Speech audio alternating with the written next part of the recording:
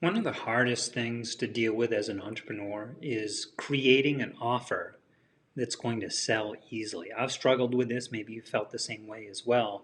This question keeps coming up, so I decided to put together, I've been thinking about this, and I decided to put together some resources that I thought would be helpful for you, things that I've gathered along the way, a different way of thinking about your offer creation and how to make it align with your market to get that product to market fit that we're all seeking. And specifically, this is, let me show you some notes that I put together for you. Specifically, this is what I'm calling, why offers struggle to sell, right? And we've got a few things in here. So the first thing I want to share is offers struggle to sell for, usually there's like three or four big questions that people have. One, they lack confidence in their offer and value. I've been here, in fact, some of the coaches that I've hired in the past, part of the decision of why I chose them over someone else was because they were able to see my offer through new eyes, a new perspective on it, and help guide me to where I wanted to go with it. So I was lacking that confidence, and I found it in someone else, and they helped me build on that confidence. The second thing is that lack of certainty in results. Sometimes we question, can we get these results consistently? This factors into why if we don't feel that conviction, the people who are buying from us are going to feel that lack of certainty as well. There's also the factor of lack of differentiation in the marketplace. Like, how are we different from others? Because there's so many, we all have so many choices, so many competing demands for our purchases and where we're going to spend our hard-earned money. So why should they choose you?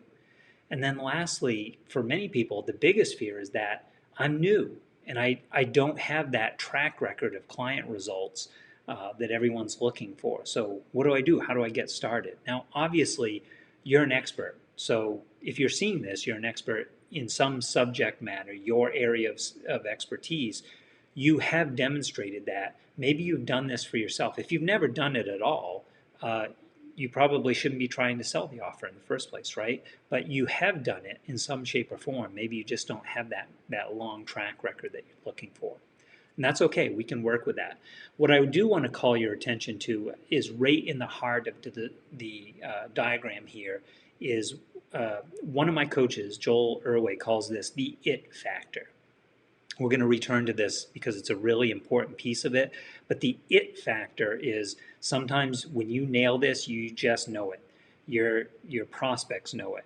Your peers and your competitors know it as well. You've probably seen this with other programs.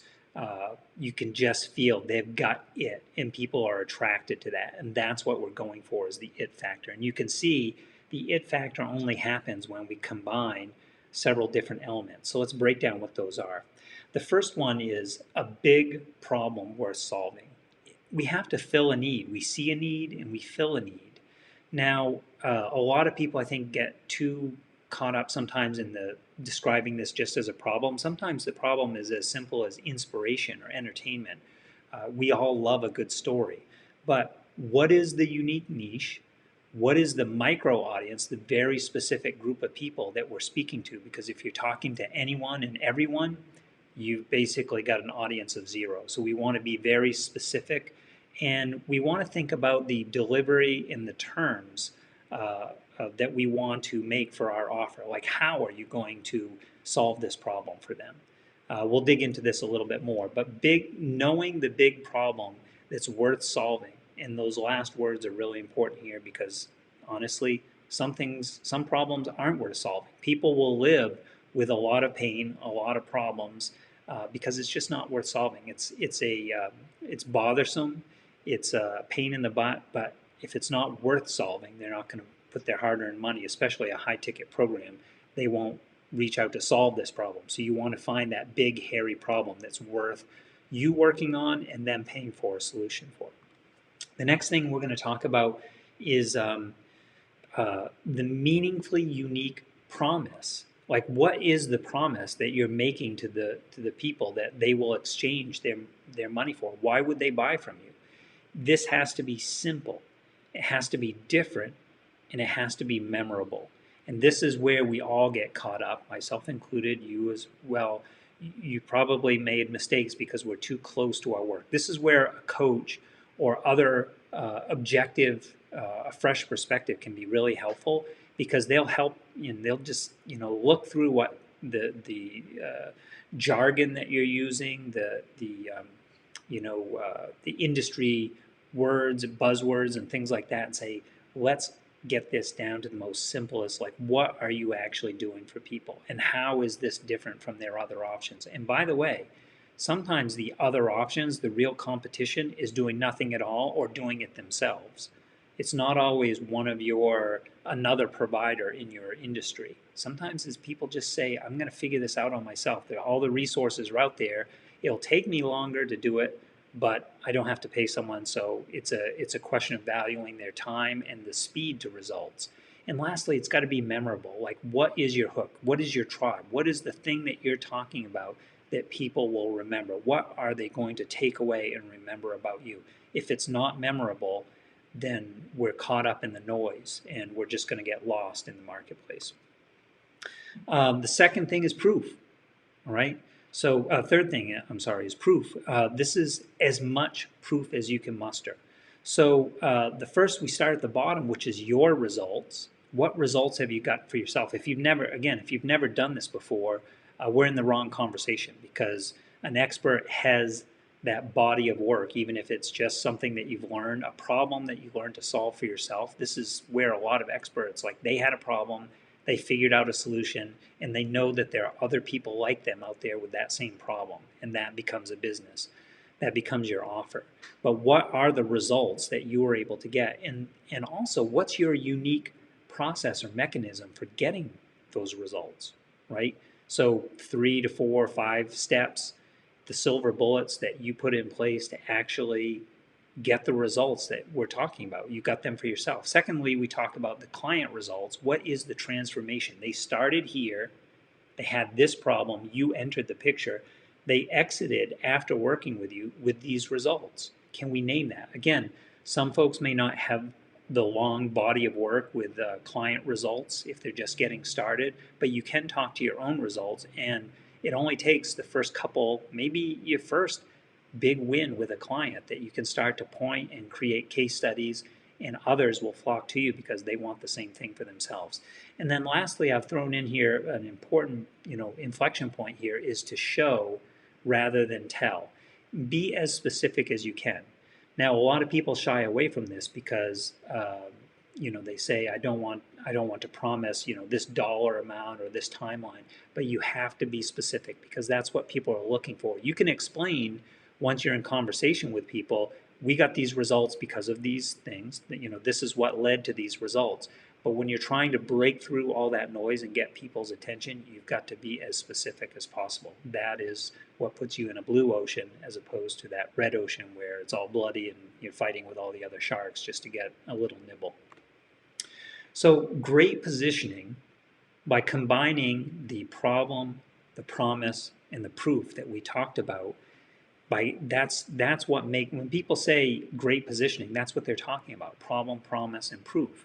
And when you get it right, you're able to command higher rates, 3 to 10 times higher rates than others in the same industry, because you've got great positioning and people want it. That's, again, we're zooming in on the it factor. How do you create the it factor that people want?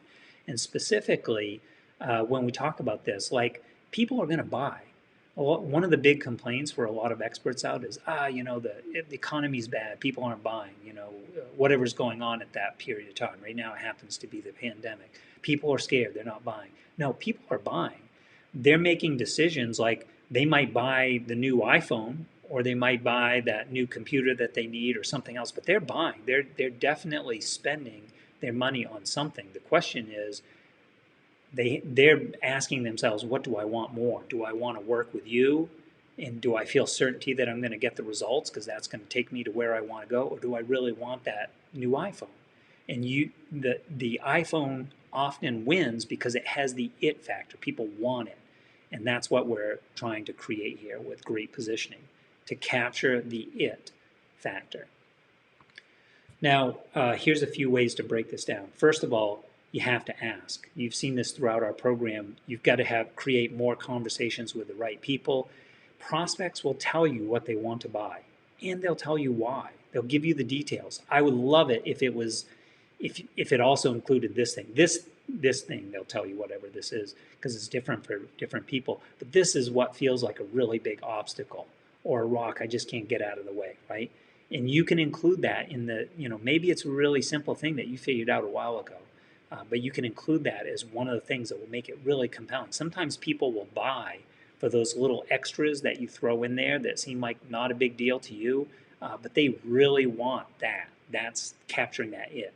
And answer why they should want your deal more than that next iPhone. Like, you've got to answer that directly. And if you skirt the issue or you avoid it, the iPhone's going to win. Secondly, you got to find your people, be as specific, probably more specific than you're even comfortable with, and you're going to have to hone in on one big problem, one micro audience, and one solution that's going to get those results that we've been talking about. A lot of people will try to resist this. They will be more general because they don't want to commit to just one problem and just one micro audience and just one way of solving it or one offer, and they will struggle. They'll continue to struggle because this is the process that is proven to, when people get traction, when they validate their offer, it's using this one by one approach, because it's like taking sunlight and focusing it through a magnifying glass and starting the fire. Otherwise, it's just a warm day. But if you use a magnifying glass, you can actually make the fire happen. Answer these questions. Everything comes back to what's in it for me, meaning that's what your people are asking themselves. What's in this for me? Why should I care? You have to answer those questions with every word that you use, every phrase, every conversation you have. It's always coming back to these two questions. What's in it for me? That's what they're asking themselves, and why should I care? And then lastly, when we get this right, it's marketing made simple, meaning when you find alignment in your offer, when you, what they call, validate your product to market fit, it's going to solve 90% of the other marketing problems that are going to come your way. Like, get this right now and you save yourself a ton of work. Most people just dive in with an offer that is not compelling, it's not irresistible. They want to believe it is because it's their best work, but the market's has not validated that it actually is an irresistible or a compelling offer. And when it's not, you're much better served to go back and talk to your people again and keep improving until you have that irresistible offer, that compelling offer. Because again, it's going to remove 90% of the friction out of your way. So what this looks like when we finish, again, it's problem, promise, improve. And right in the heart of it, right, you think of this like a Venn diagram, right at the heart of it is the it factor. When you get these three parts right, you're able to nail the compelling part of this, the it factor. So I want to give you a couple examples. So one of the big questions that people often ask is, they'll say, so what do I do? Like, this is maybe more clear or understandable in a business context when you have an ROI. So someone is going to pay you $10,000, and they'll happily do this because the results are they're putting services and assets in place in their business that will allow them to make $100,000, $200,000, $300,000 over the next several months. So that's an easy decision if you believe the proof elements and the certainty is there, right? It's got the ROI, what we call the return on investment. The ROI is there. So what happens when you work with a program that does not have a specific ROI? How do you convey that in your problem, promise, and proof? So you have to really get at what people want. And one of the things that we see is people will talk about these terms. They'll talk about confidence or clarity or these sort of emotional terms, happiness, satisfaction, things that we all want that, but it's too vague. It's not defined. We need to be more tangible in what we're talking about. And I think one of the best examples of this is Tim Ferriss, when he wrote The 4-Hour Work Week. I mean, look at that title. It's a little bit of a sensational title. There's been a lot of controversy about, what he prescribed. Did it actually produce 4 hours of work in a week? I mean, Tim works more than that. So a lot of people question this, but the point is, it's a book about lifestyle design. It's not get a certain ROI from this process, although there's certainly a lot of business examples in there. But it's really a book about living a great life and having these mini retirements throughout your life instead of working your whole life and then trying to retire at the end. So it's a really interesting way of looking at lifestyle design, life satisfaction, confidence, clarity in your life, happiness, feeling good about what you're doing, feeling like you're on track, like all those elements are in there. But he's being very specific about what he is going after, being with a tangible, like get your work week down to 4 hours a week. That's his prescription. That may not be yours, but an example that you can follow. The other thing I want to do is, let me go back in the slides for a second. So I want to talk about this one, meaningfully unique promise. So one of the examples that I love here, just because it's so simple, but there was, and by the way, I want to give credit. So this, I learned this in the, now I'm blanking on the name, out of the University of Maine. One of their alumni put together an innovation program, innovation design program, and they shared this example. But they were working with uh, a local craftsman who was making earrings. All right, so he was a metal craftsman making earrings and selling them in local markets. All right, so not what we normally think of as high ticket programs. This is a merchandise example, but I love it because of the simplicity of it, and it illustrates something really important, and that is when he would go to his market, how do you stand out in a marketplace if there's dozens and dozens? You've seen these Christmas marketplaces. There's dozens of folks selling their wares, their crafts, their scarves, their things like that. And he was sitting there with all the earrings that he had made over the course of the year. He shows up with his boxes and boxes of earrings. And of course, everyone who might be wearing earrings would stop by and see these handcrafted earrings. And were his any better than anyone else? We could make an argument one way or the other. But the bottom line was, how can you be simple, different, and memorable? And what the folks up at the University of Maine did in working with this gentleman was they talked about his market, his product to market fit. What do people really want? What do they need? And they came up with this ingenious idea of, normally when you buy earrings, you get a set, you get one for your right ear and one for your left ear. And a lot of people, somewhere along the way, not by choice, but they lose one of those earrings. And what happens? When you lose one earring, you're done with the set. Most people don't wear mismatching earrings, at least not that I'm aware of.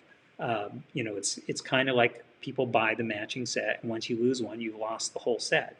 And that felt like a waste. So what this gentleman did, based on the recommendation of these innovation folks that were working with him, he created a trio of earrings that he sold and was able to command, again, a higher price. He was getting I think it was 5 times a higher price for his earrings than what everyone else was getting, because it was meaningfully unique. It was different. It was memorable. People started talking about it. In fact, this little diagram that's on the screen, he was actually selling his earrings on a triangle, sort of display, with 3 earrings actually being shown on this, on his packaging.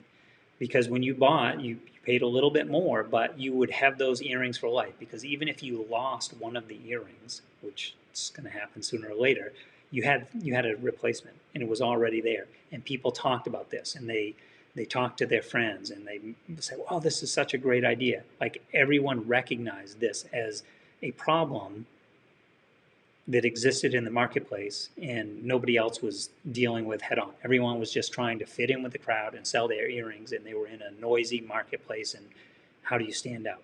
This guy was able to be meaningfully unique. So what are those factors? What is your unique mechanism? What do you do that's different, and why should people care? Why should they choose you? Because honestly, the alternative might be they're just going to do it themselves. They'll put the money back in their pocket, and they'll use it for that iPhone that they want. The iPhone's not going to get them what you could actually do for them. So it's on us. It's our job to make the offer so compelling, so irresistible that they see and they feel how they can move forward, how this transformation is going to look in their life. And they say, yeah, I'd love to have the iPhone, but what I really want is to get to this new place in my life because once I get there, all the other things are going to fall into place.